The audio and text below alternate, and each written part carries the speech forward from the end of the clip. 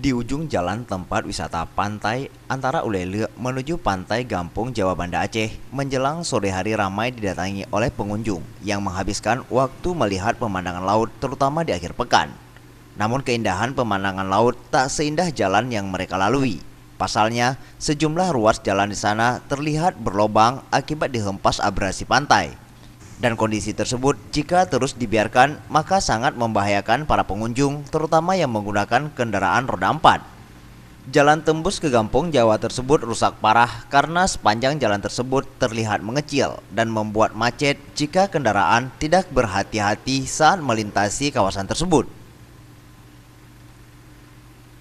Untuk memberikan kenyamanan dan keamanan bagi para pengunjung yang hadir ke lokasi objek wisata baru tersebut, pemerintah Kota Banda Aceh diharapkan dapat segera memperbaiki jalan Ulele Gampong Jawa sehingga pengunjung bisa menikmati waktu sore hari dengan nyaman.